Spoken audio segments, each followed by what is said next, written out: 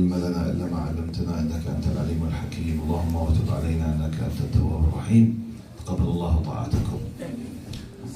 In the name of Allah subhanahu wa ta'ala, the most compassionate, the most merciful, all praise and thanks are due to Him, and peace and blessings be upon His beloved Prophet Muhammad sallallahu alayhi wasallam. He who is guided by the will of Allah, no one can misguide him, and he who is misguided, no one can guide him except Allah subhanahu wa ta'ala. About 25 years ago, I was told a story by a friend of mine from Egypt in the UK. He was from what we call Jama'at al-Tabligh, or they call it in English Tabligh Jama'at. They have something very beautiful and they go to do da'wah in the streets. I think most of you know them. One of the stories that happened to them in France 25 years ago, more or less, it was the following. A brother who decided to go to do da'wah in a certain location in France, which was the first time in his life, in one of the masajid, like this masjid. So basically their system, they do some kind of gatherings, a number of groups, and they go to another location.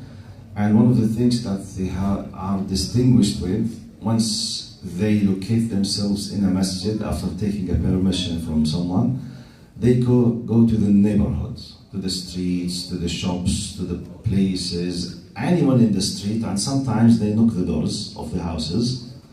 Muslims, non-Muslims, regardless, just we are your neighbors, we are next to this masjid. If you don't mind, you can come to listen to us. We are calling for our religion. This is their system. So this brother, it happened just by the way of Allah, coming to the masjid like this dar.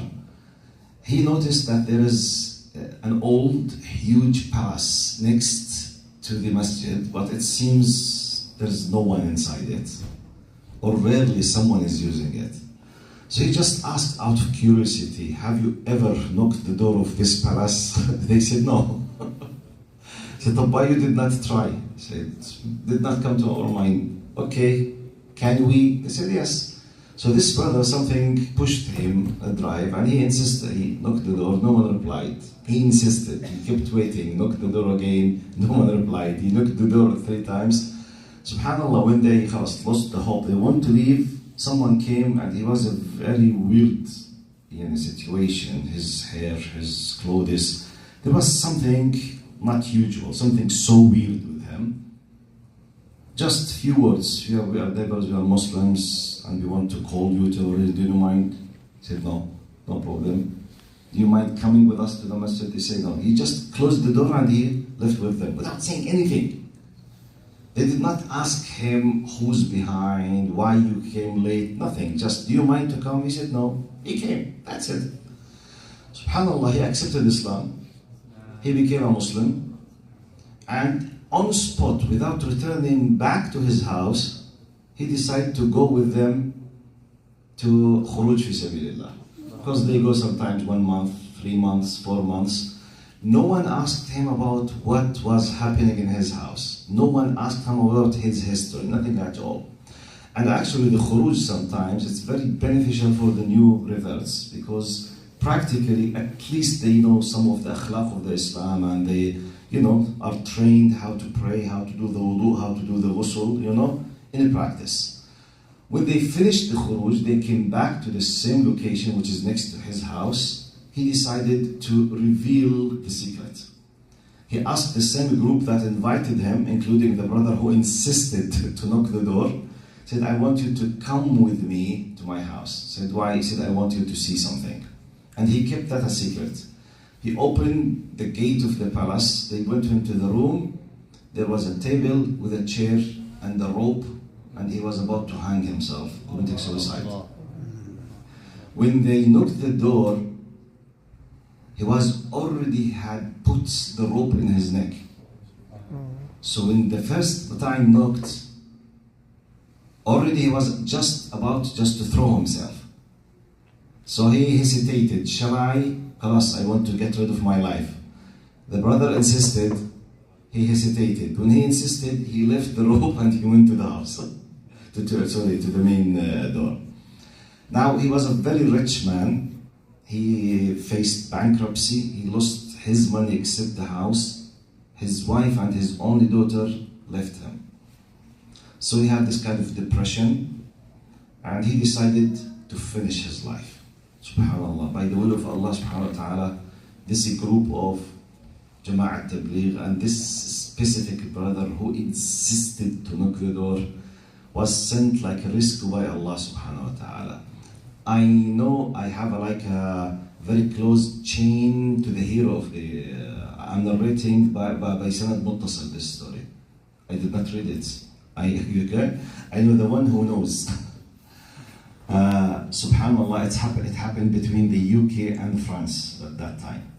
Now the story is finished.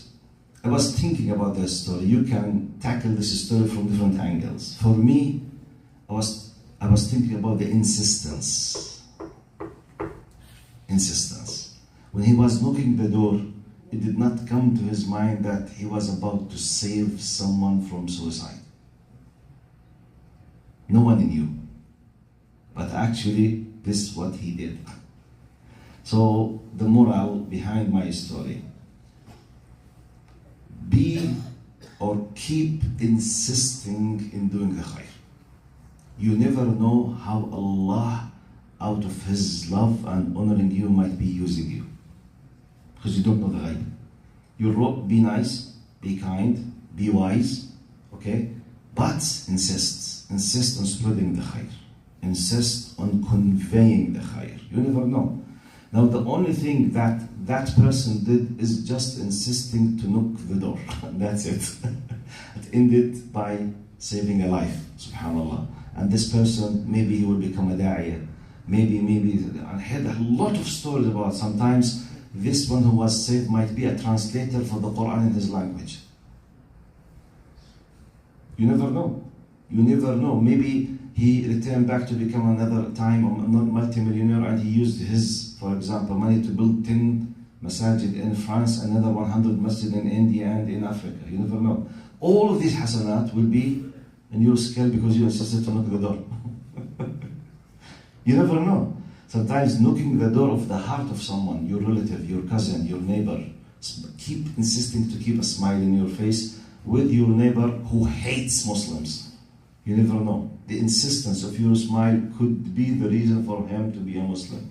Or he used to be a non-practicing Muslim, or someone who hates Islam and Muslims even though he was born as a Muslim, but for whatever reason he had this kind of misconception about Islam. The idea, insist on doing the khair and leave the rest, because you never know how Allah will be using you in khair. Wa jazakumullah khair. Assalamu alaikum wa rahmatullahi wa barakatuh.